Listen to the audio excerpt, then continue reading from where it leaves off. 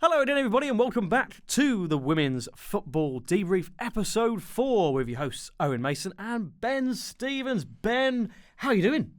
Very cold outside, very warm in here, but yeah, I'm not doing too bad. Yeah, it's absolutely freezing out there. It is. Jesus Christ. But yes, just a word on last week's podcast. It was great to have our first guest, wasn't it? Yeah. Good old Marv. I can't believe his name actually is Ryan. Like, we've called him Marv so much this season. But yes, Ryan Marvin Dempsey, great to have him on. And it was nice to actually have a chat via Teams. We worked out in the end, didn't we? We did. Bit of technical yeah. issues beforehand, but yeah, it was a great chat with Marv. Really good episode. Listen to it if you haven't already. Yeah, and continuing the trend of Cheltenham-focused podcasts, we have another guest, and perhaps probably our number one fan of the Women's Football Debrief. It's Cheltenham Town's number 10, Libby Bell. Libby, how are you? I'm good, thank you. Thank you for having me on.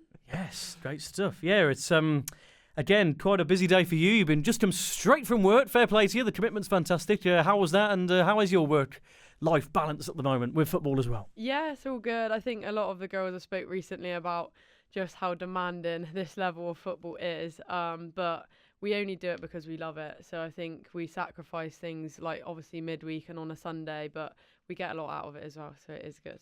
No, that's good. Yeah, you mentioned the season there. Obviously, it's been a good start for Cheltenham this season. Probably perhaps barring the last 2 games. But you know, even despite that, this season has been the best start Cheltenham have had for 4 years since the promotion campaign. Yeah. How nice has that been to just, especially for a new group, so many players had come into this season's campaign, for the group to be gelling so well and for it to be quite a positive start to the campaign? Yeah, I think it's been a really good start, and I think something we've got used to this year is winning. So yeah. I think that's been, obviously the last 2 games we have lost, but I think it's such a positive that we're taking that and we're being like, oh, this isn't usual for us now, which is so nice, because I think last season we didn't have that as much of like a run of games where we're really confident. So I think it's only a positive that we're so disappointed. Like obviously hashtag on the weekend, they're a brilliant outfit. Like they were so, like some of their players were amazing, and to be on the same pitch as people like that, and I think you just got to take of it as we're doing really well and we've just got to push on now, and the league's looking good. So yeah. Yeah, it's quite tight this season actually in the lead. I know we're still only in November, but what does that say about Tier 3 as a division? That's just come along so much even this season. Yeah, I think honestly it could go any way this season. Like every single weekend you look at the results and you think, I don't know which way this is going to go.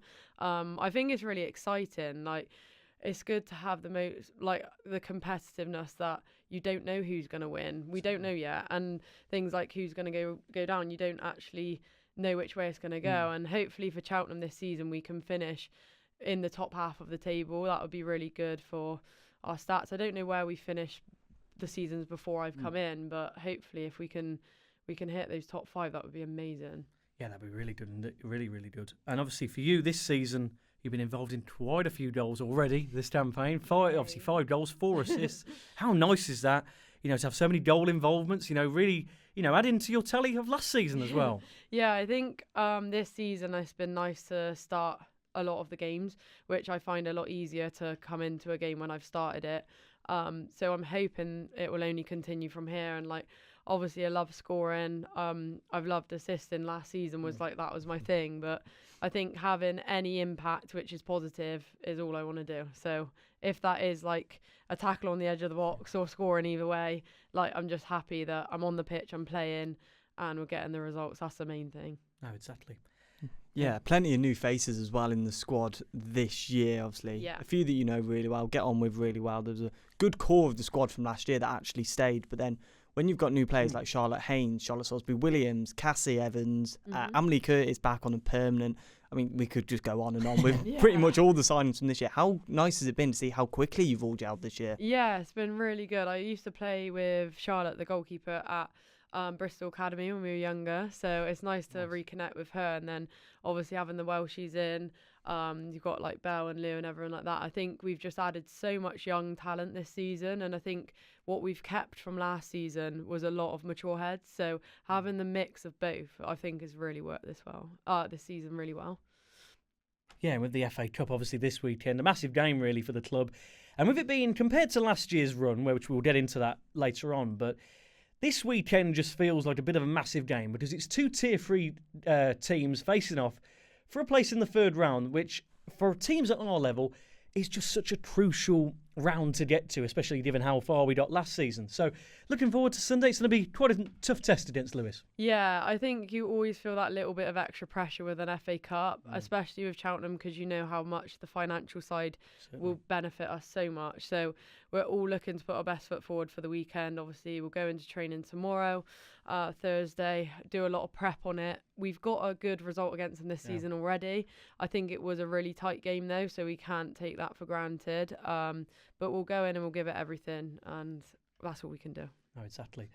Yeah, and just a word, obviously, on somebody who had to come into the squad quite quickly because of that game, because of Char's red card. Of obviously Anna coming in last weekend, did really well against Hashtag, and it's someone who will obviously be in this weekend as well. How nice has that been to have someone new come in quite quickly, but make quite a good impact as well? Yeah, in our players' chat, she got player of the match. We all voted for her. I think she made so many crucial saves on the weekend, and coming in the way she did, so confident. Half time, she was like giving us advice on what she needed and what we could do, and I just think what a player that is to come in, step up like that. I cannot fault the girl. Like, she was amazing on the weekend. Yeah, made a fantastic first impression. I called her Amy when I first saw her, so that was brilliant. Perfect. Great stuff. But yes, just another one really on what, in terms of Tier 3 in general, Libby, where players are at the moment, similar to yourself, where you have a full-time job and you're then playing football, with that as well. It's an interesting balance to have, isn't it? But what do you reckon can be done at this level for support for players like yourself? I think it is just like in time it will grow, and I think we're really still the guinea pigs of the women's football. Yeah. Like, we are literally still at the very beginning of where it's going to be at, and I think in years to come this won't be an issue, but at the moment it's not an issue. But I think it's just one of those things which does separate the top teams to the bottom and like the middle in between. I'm not sure if Bournemouth are full time. Do you know? That's a good question, actually. Yeah, that is actually a really good question. I'd like to think they are. Some of their players, I think, are. Might be toward a hybrid model. Yeah, or like working alongside the club with like a community trust sort of thing. Yeah. So I think like things like that are brilliant, that you can kind of have both. But we're at Cheltenham, we are in that position where we haven't got that luxury. So it is a real difficult battle, and I think a lot of the girls struggle with it. Like the late nights, we don't train until 7:30 on a Thursday, and you're getting back at 10, 11, 12, like some of the girls. So I think it's just the commitment that we committed at the start of the season, and you've just got to put your all into it and just take it for what it is. We're playing in Tier 3. That's an amazing achievement for all of us. So yeah, trying to balance it. Just have your Saturdays is all I'd say. Try and have your Saturdays to chill. Yeah. Yeah, definitely. And I know we've already mentioned it, but with how close the league is, and when you come up against teams like Bournemouth, obviously we faced them last year in the plate final, but even seeing that step up they've almost taken again as they've come into Tier 3, and even someone like Real Bedford, who have just been promoted and no one was expecting the form that they'd come in. How pleasing is that for you, just to see how competitive it is with every team? Yeah, I think the signings that they've made over the summer obviously really helped them with the position they're in now, and I think keeping a lot of their core squad would have helped. So I think the teams that have come into the league have done so well. It's obviously going up into WSL 2, you can see how difficult that is with a lot of teams coming straight back down. But I think it'll be similar with say Swindon. If they do come up into our league, they look really strong, so you'd hope that they'd be in and around it as well, and it just makes the league so competitive. You don't really have many games where it's like a whitewash, which you don't want in women's football, and no one wants to travel however far or come down and get absolutely battered. It's not fun to watch for a spectator. It's not fun to play in. So the more competitive games can be, like that Watford game, was just insane. 4-3 and goals going either way. It's so exciting to watch and be a part of. And obviously it didn't go our way on the day, but it's nice for it to be so competitive. Yeah, you speak of supporters there. There's quite a few Cheltenham ultras, the Llewellyns and Matt and Laura, Una's mum and dad. But there's one that's quite close to you in a way in terms of Bristol. Bruce, obviously. It's nice for him to obviously see that and follow your career in that sense. But in a way, what a hell of a commitment he makes every week. He was with us in Essex for goodness sake. What a yeah. I first met Bruce, so he actually joined my gym. Oh, fantastic. So he was looking to get himself a bit fit and active. So we had a conversation, and then we got onto football, of course, because every conversation goes to football. And he hadn't watched football live for a while, so I said, "I'll come down to one of my games at Rovers," and he come down and he loved it, and he got all the gear. And then obviously what happened with Rovers, he wanted to support me. Like, it wasn't for him about the club, it was about me. So he actually changed all his kit from blue to red, which was probably expensive for him at the time. But yeah, I can't fault him. He comes to every single game.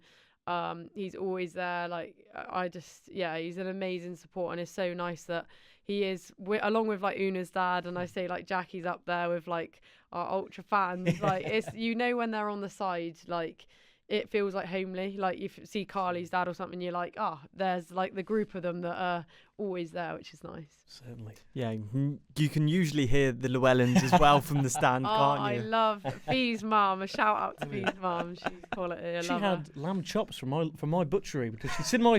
We're friends on Facebook now. That's just the link of Cheltenham. Cheltenham links you in so many different ways.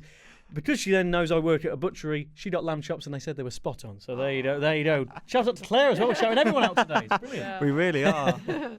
Yeah. So shall we jump all the way back to the start then? How did you first get into football? So I come from a family, I'm one of 3, 2 brothers, so it was always going to be football. My dad loves football, my auntie, my mum, everyone, we're a football family. So yeah, I just got whacked in goal from a very young age, really. Just put in the net so my brother could shoot. So I played in a boys' team for a long time with him, which I think taught me so much about football, and I don't think I would be the footballer I am today without that experience. And my dad used to stand by the side of me and tell me when to go out and when to stay in the net, and they'd always used to say, "Oh, there's a girl in goal, like, we're going to win today," and then I'd be all right. So we used to do pretty well, and at the end a lot of the parents would come over, or the boys, and shake my hand and say, "Oh no, you are pretty good actually." But yeah, so that gave me a lot of experience. And then in my adult career, obviously Rovers was a massive part. I was there for 5 years, really enjoyed my time there, and yeah, then Cheltenham, so it was a new experience of coming into tier 3, a massive challenge for me. I don't think anything could have prepared me for how big the jump was, but yeah, I've really enjoyed it. Yeah, so how did that come about, moving to Bristol Rovers and joining, like you say, a new team at that time, starting in tier 7? Yeah. So I had my time at Rovers, and then I had a conversation with the manager there at the end of the season, and he basically just said, like, I don't know how much game time you're going to get, your ability and like your technique with football and everything like that, like, we don't know whether you're going to play. And I just said that's fine. Like, obviously it ended how it ended. I won't get into it too much, but basically then I had a conversation with Tom, and I actually approached him and just said, like, you're looking for players, and we had a Zoom conversation about what tier 3 would look like for me, because I was in tier 5. And he basically said, come in, we'll have a look at you in the reserves team, and maybe get you some experience. And then, yeah, I think it clicked, and then I managed to make my way into the first team, which I was so happy about, like, making that jump for me. Like, I think the conversation I had at Rovers was basically a bit of fuel for me to be like, okay, that's fine if I'm not going to compete in tier 4, but let's see how I do in tier 3. And then I use it not as a negative, mainly as a positive, to motivate me to be like, I'm going to prove myself in tier 3. I'm going to score, I'm going to assist, I'm going to be a part of games, I'm going to start games, and you're going to watch me do that. So yeah, and you've seen that progression, I suppose, in terms of where you've been, where you've started throughout, like, say, Bristol City, Bristol Rovers, now at Cheltenham. But over the years in your career, you've seen women's football just explode, really, in terms of popularity, in terms of this, the Lionesses winning back-to-back Euros for any player, and especially for for a fellow English player like yourself. That must be such a motivator to carry on, and then increase in getting into tier 3. So how's that been over the last few years to just see women's football, something you've been in for a long time, to see that just explode in recent years? Yeah, I think it's such a positive for all the young girls that come and watch. Obviously, we have like the little mascots that come in, and they're so cute, and you talk to them about who they play for and where they play, and a lot of them idolise us, which I just find so strange that they'll like, a couple of the parents have messaged me on Instagram after and have been like, oh, my girl, like, love meeting you today, like, thank you so much. And like, that's so like pleasing for me. Like, that's a massive part of why I do it, and like walking out with them and them thinking like, oh my god, this is like Wembley Stadium to them, like walking onto Bishop's Cleeve Astro. But no, I love it. Like, that's the main thing for me, is like watching little girls enjoy football and like not get bullied for it is amazing. Like, it's just normal now, which is nice. Yeah, and obviously with last season being as hectic as it was in terms of so most games we'd played as a club really in quite a few seasons actually. But, you know, for you and for all the players, it was quite a record-breaking season, wasn't it, to put it mildly? Obviously, you know, the FA Cup fourth round, the County Cup, the Plate final, just being a part of that. I know the finals didn't go the way we wanted to in the end, but even just to get there and to get to the fourth round, that season must have just been absolutely manic, but such an honour to be a part of as well. Yeah, it was such a whirlwind. Like, it was just one like way we're in an FA Cup fourth round, and then the other way we're fighting a relegation battle. Yeah. But in some way it all worked out perfectly, and like we stayed up, which was our main focus for like the end of the season. That's where we were at, which is fine. Like, that's what happened. But the FA Cup obviously was our highlight of the year, and it was just so great to be a part of. And like we said about that photo of me and Una, like going all around the Cheltenham bus stops and things like that, like that's something that you won't forget, and I don't think Una will ever forget that either. And her family, and for my family, it's such a privilege that happened. Yeah, and on last season it was 36 games we played, and only yourself and Emily Owen, the captain, played in every single game. Way. Yeah, you made 36 appearances in this whole season and 4 goals as well. How difficult was that for you, you know, it being your first in Tier 3 to then be playing every single week, basically? Yeah, that's crazy. I really didn't know that fact, so that's really cool. Yeah, I mean, I didn't expect it. From the conversation I had with Tom, it was like, oh, you'll be in the reserves team, which I was completely happy with. And I remember saying to him, like, even if I sit on the bench in the first team and I can just learn from the girls that are there, that's what I want to do, because I want to progress. And he was very honest with me about that. And then I think it kind of clicked halfway through the season, and he was like, actually, like, when she's coming on, she's making a bit of an impact. And then this season, like, kind of solidifying myself in that starting 11, it's just been exactly what I've been working for. And like things outside of football, like as you say, with like the gym and the running and everything like that, like getting myself fit, because I actually came in as a CDM and now I'm wing back. So like that change in position for me was massive. Like, my fitness needed to improve, my technical ability, my decision making on the pitch, and Tom has genuinely taught me so much. And like, since I've started, I've learned so much about football and positioning and everything to do with it that he's like taught me. So that's been really brilliant. Yeah, that as we say, that run to the fourth round was at the time, and it still is, probably the best thing I've been involved with in any form of media or any football club I've been involved with.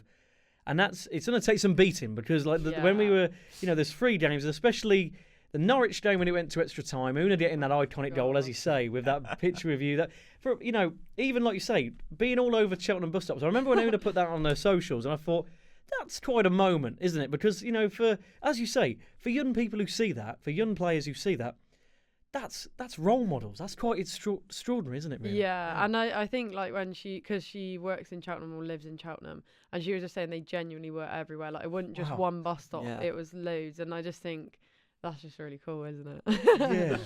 Yeah, and with that, we had obviously the record crowd of almost 600 people at Kate Lane for that Wolves game. Yeah. It was not the result we wanted in the end, but with Wolves, the great thing was with that game, it was a competitive game, and they only won 2-0. Yeah. The thing that I always look back on is, you win that, we play Man United. Oh, so like, honestly. You look at that and you think, what an opportunity it was to get to the fourth round anyway. But I know we're talking hypotheticals here, but to play a WSL club, which we were close to getting in the draw for goodness sake, that was like, we were 1 ball out from getting Arsenal or Chelsea. That would have been quite crazy, wouldn't it? That would have been a great day out, but I don't know what it would have done for the confidence, to be honest. So maybe best that they played us. Certainly. But yeah, what was it like to just have that many people there? Because it felt, with me and Ben said on the day, that it just felt like it was an amplified game anyway, because it was the last 32 of the FA Cup. But to have almost 600 people there, because Kate Lane's quite, it can be quite a tight crowd anyway. Yeah. For that many people to be there, you guys must have felt maybe a bit of added pressure that day as well. Yeah, I think like as soon as we arrived, you could tell it was different. Yeah. Like the atmosphere was different from the off. But I think the girls dealt with it quite well.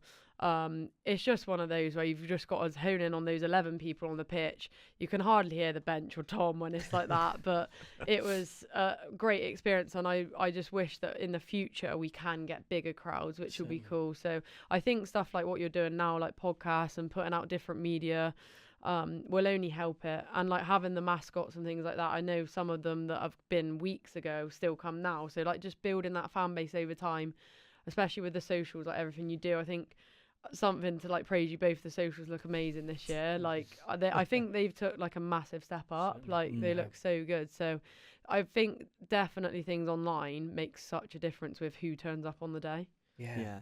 And definitely, we've kind of seen that this year with some of the attendances we've seen. You know, that first game, it was 176 against Exeter, and we've only dipped below 100 for one game, whereas there was quite a few last year. When you've got so many people just coming weekly, it just must mean so much to all of the squad. Yeah, definitely. I think we've all got our little fan bases of people that come and watch. Like I've got a girl that comes to watch me called Georgia, and her dad Lee. They've come from Rovers as well, and she always wears like the Cheltenham shirt with Bell on the back and number 10. And I think it's just so nice to see like you're inspiring her. She didn't play football before, but then she's now got into a girls team, and I just think that's so nice that you have that impact to be like, no, go and do it. Like you've got the confidence now, you've watched me do it, you get out there, sort of thing. Brilliant. Yeah, we said about, obviously, like you say, with different, like we said, the socials element of it. You know, we've seen quite an increase in followers, haven't we, this season, which has been fantastic. And in terms of like the league and the FA Cup, their socials have sort of gone tenfold as well, in terms of especially the FA Cup, where they seem to be doing a deep dive on almost every club that are involved, which is brilliant to see. And how like nice is that to see? Because especially last season as well, when that was a really liked post. That was that. What was it? It was a goal to remember, and it was you two plastered on the Instagram and the Twitter.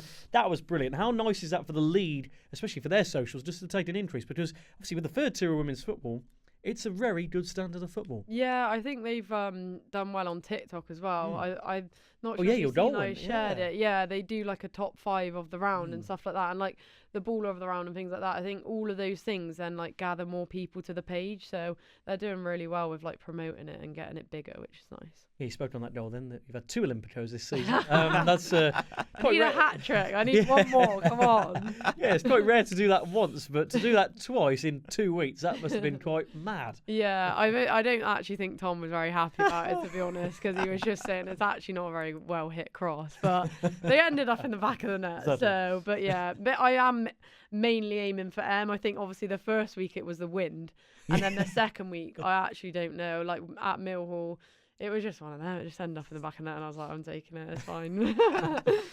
Brilliant. Yeah, obviously we spoke about it, in terms of camaraderie in the team, but we've had many a long coach journey already this season, where there was where we just coming back from Essex last week, where it's a long journey. Yes, we lost, but the mood on the coach is still a positive one, and I think that's a nice thing to see. What's that like been for these long journeys? An early start, but you've got great banter, great laughs, and a few sing-alongs as well with a few people. So we've got 2 microphones that I actually got Una for Secret Santa last year, and I think they have got their money's worth, honestly. Especially by you, Owen, actually. Owen likes to sing Rihanna Umbrella, obviously, a classic.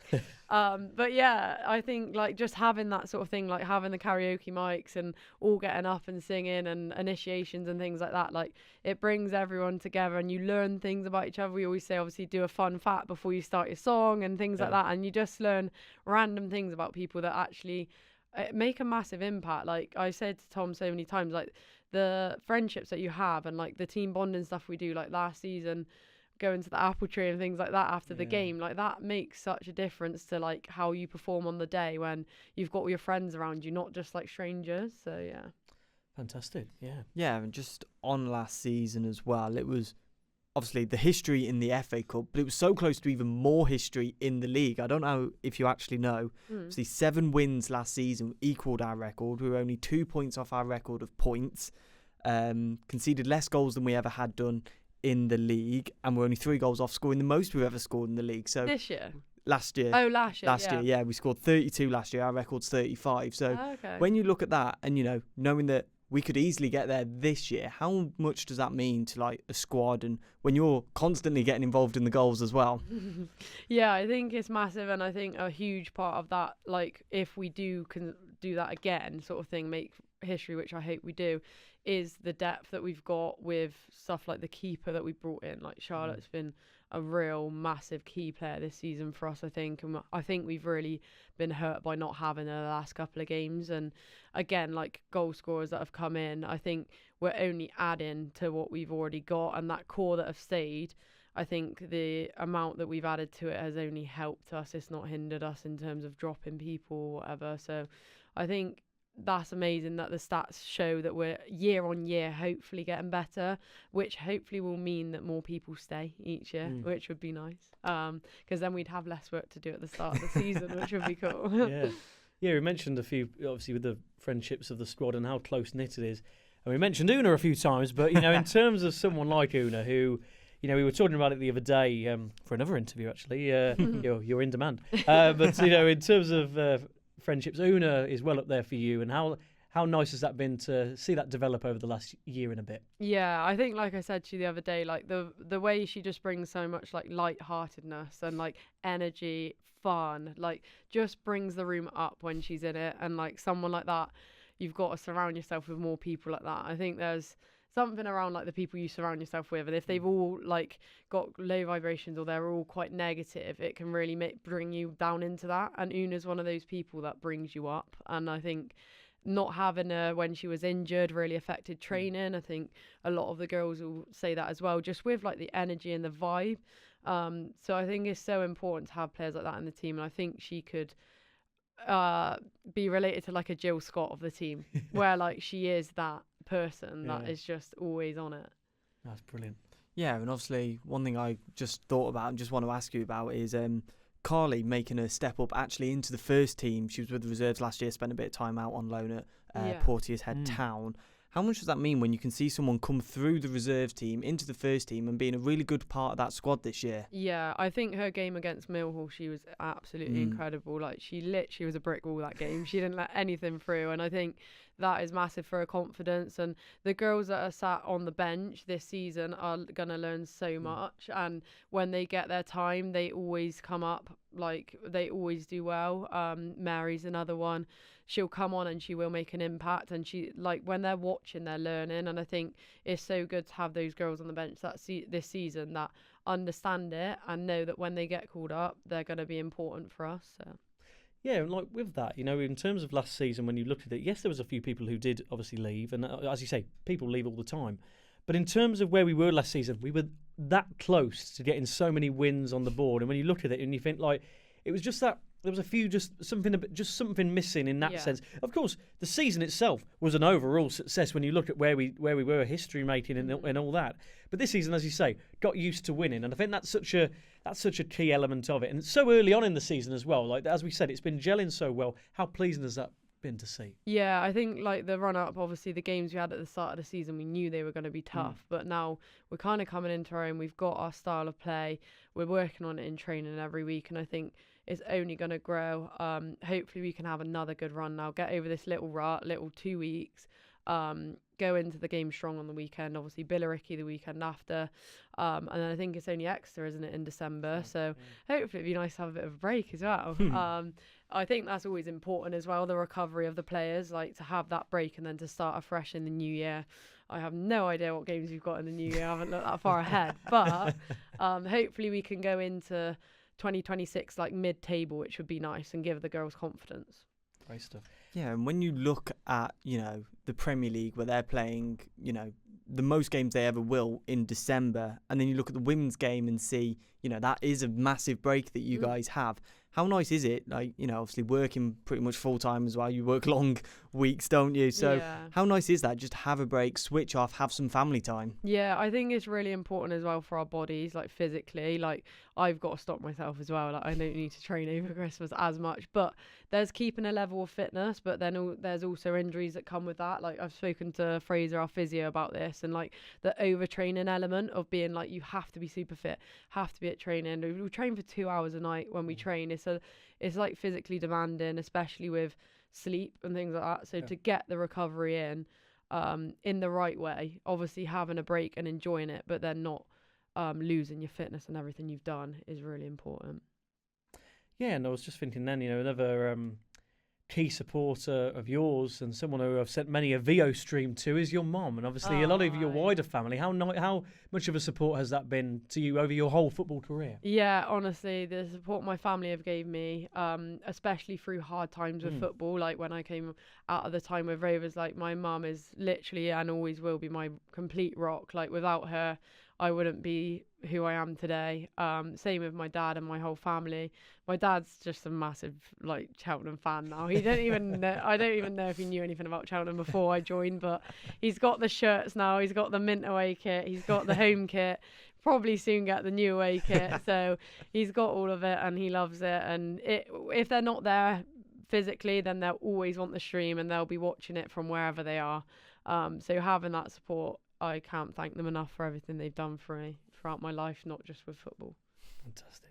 Yeah, and with another big element of your life, especially this year, has been obviously your running. And, I commend you for that. In my failed attempts to start running over the last few months, I've wanted to start so much. Motivation has just not been there.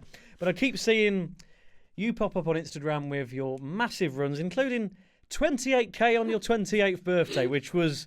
I saw that and I had to double take. I was like, wow, that's insane. But that must have been, in terms of running in general, but for that must have been quite a nice moment, a nice milestone to have on your birthday. Yeah, it might have been a bit of a quarter-life crisis, I think, but we got it done. But yeah, no, I feel like running is if you do get into it, it will be amazing, and honestly, you'll love it. I think it's one of those things where you do get a runner's high from it. So you get that endorphin boost after and you feel so good. And I think that's something that I've really enjoyed, for my mental health, is having that feeling after of the accomplishment of doing something, like setting out stupid challenges. Obviously I did my first half marathon this year, which was cool. We did it in London. I raised money for a charity, Brightwell, who are quite close to my work. And then Bristol 10k was a fun one with my friend.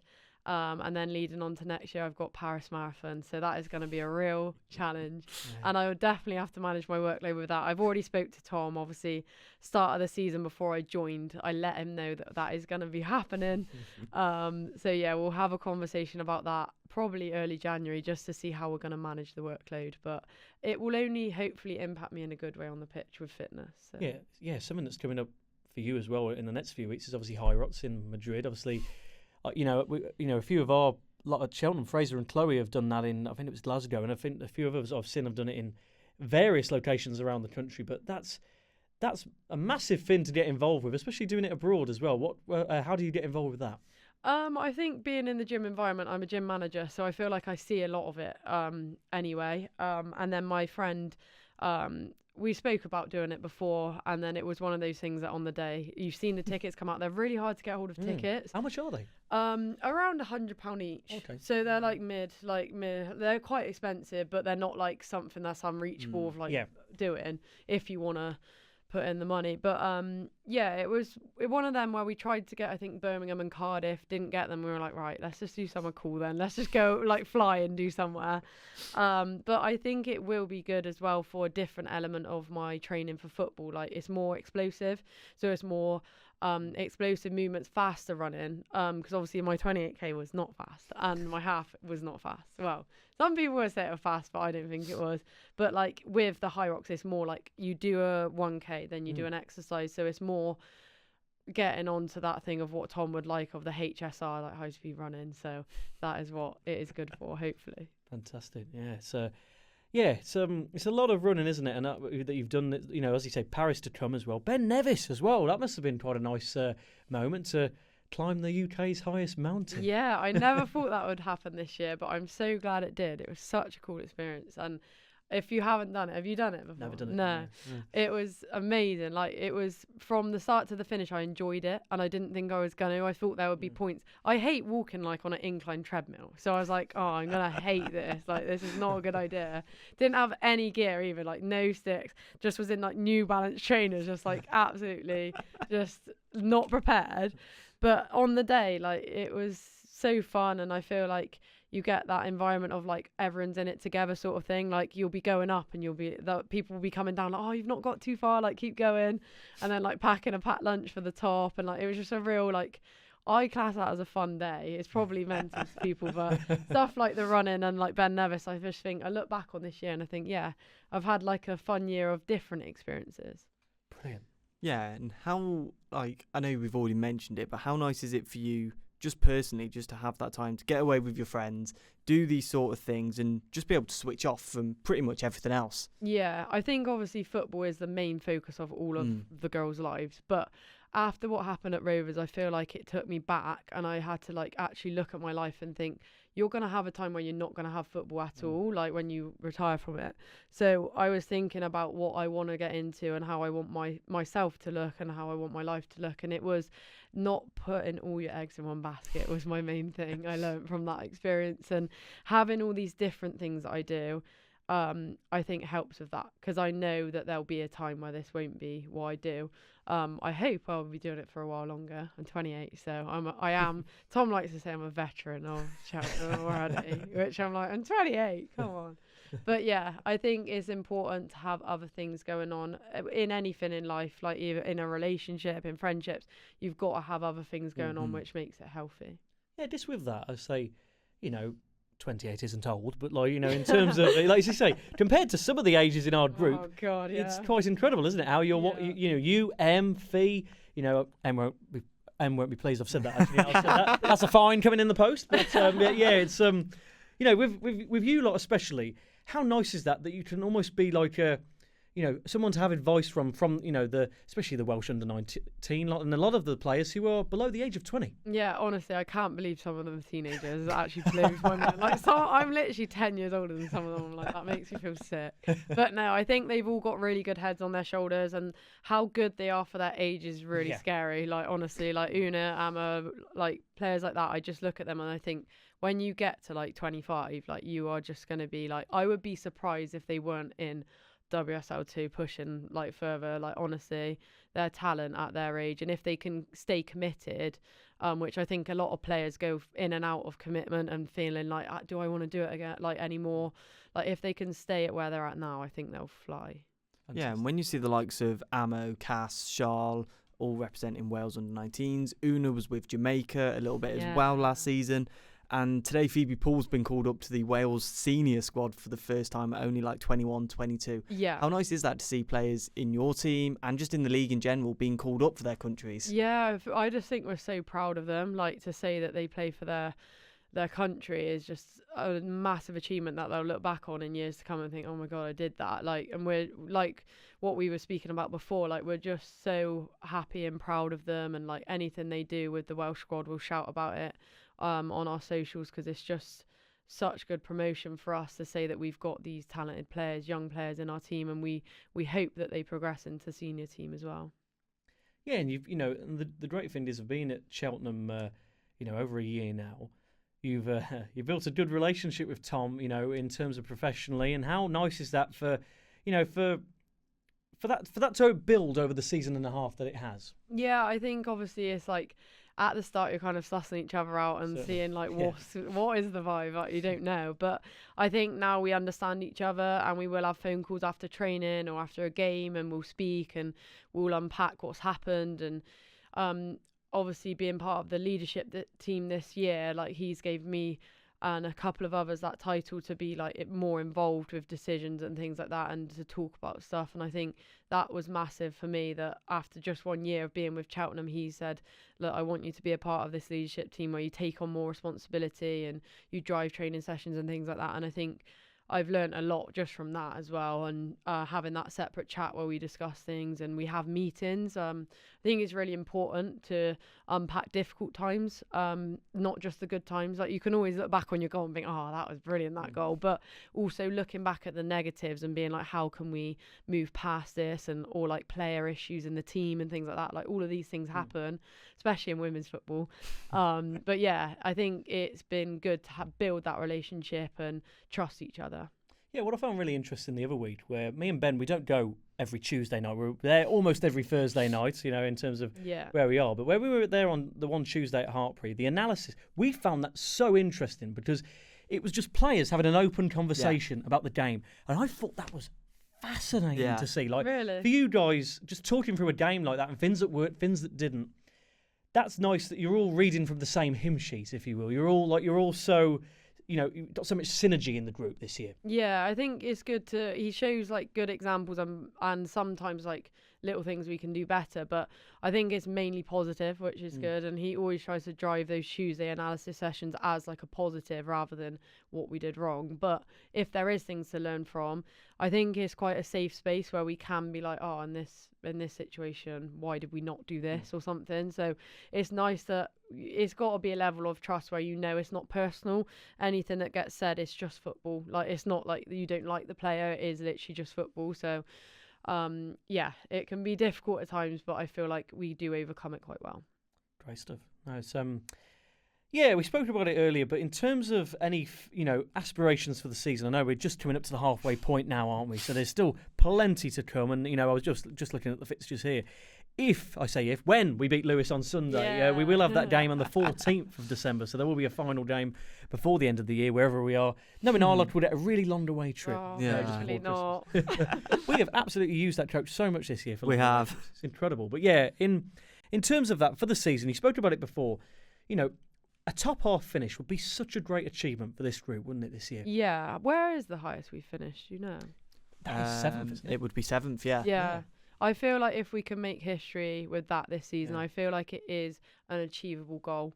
And then I think in terms of the FA Cup, it is just pushing through as far as we can go. Like, that would be amazing. If we did draw someone cool, like if we got through this weekend, to draw a big club would be nice. And also to draw someone not in our league. Like, to see, even like Millwall, it was a long way, but it was a different experience. And I think that's what is like the magic of the FA Cup, of like going into a complete unknown experience of like this team, you haven't played them before.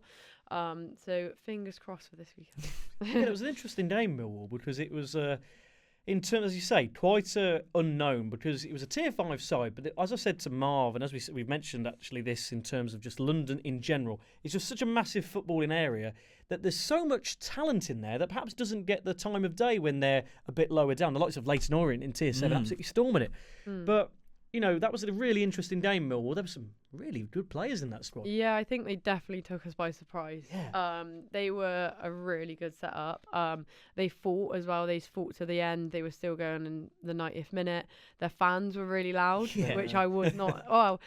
I wasn't expecting, but obviously Millwall are known for their fans, aren't they? Yeah. So yeah, I think that was a lot as well. We're not used to that. Having that big loud crowd. Especially taking stuff like corners when you've just got like a load of blokes over there like shouting stuff at you. It's like, this is different to Bishop's Cleeve. But luckily we come out with the result, and it was quite a convincing win in the end.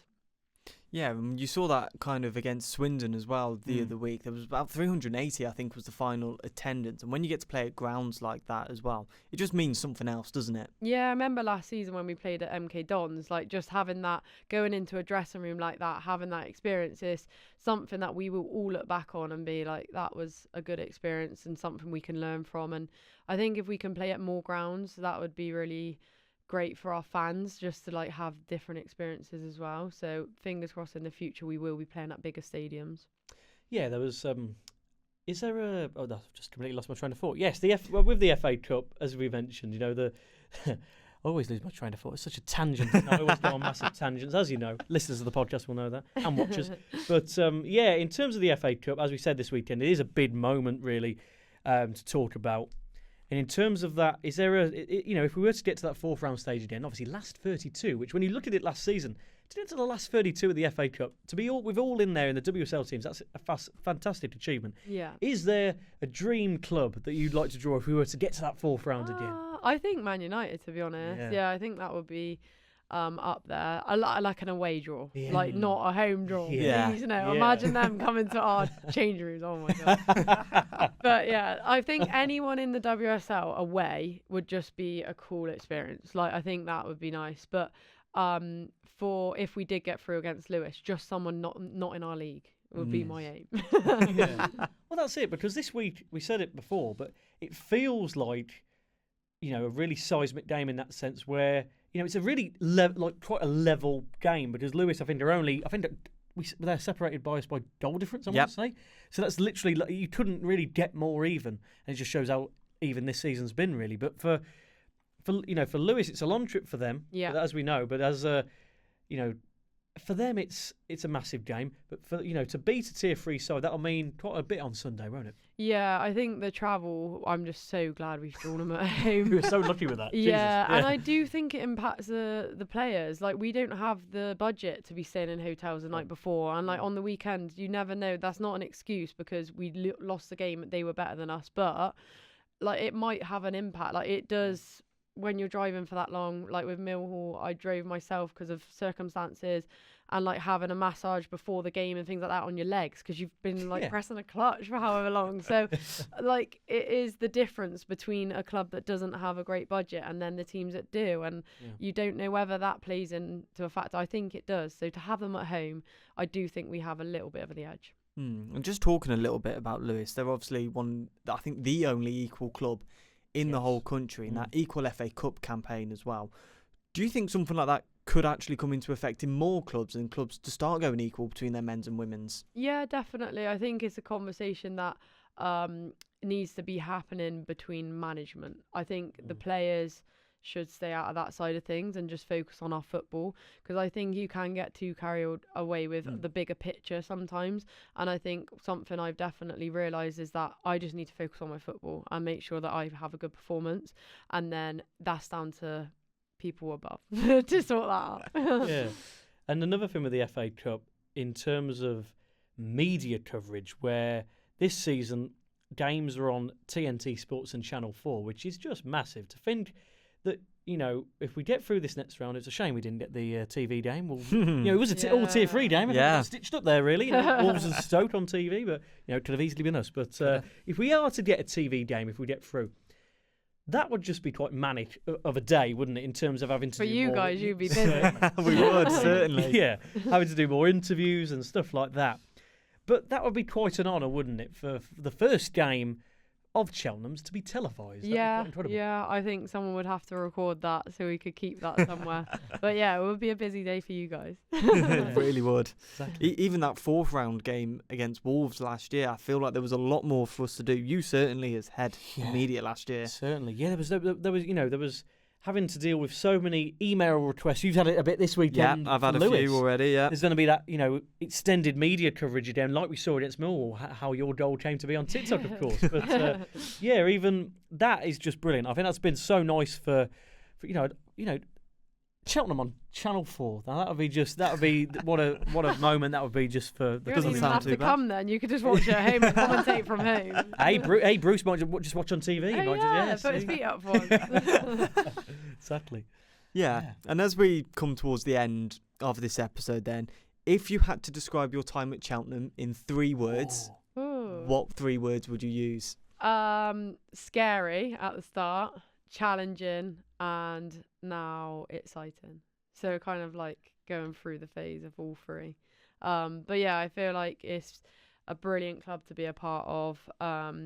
I think the challenges that I've faced over the last 2 years have taught me so much. And I feel like I've only grown from it. It's only been a good thing. And like I said to you in the interview the other day, I feel like if I could give advice to any young girls that are playing football, play at the highest standard you can as early as you can. Don't get comfortable.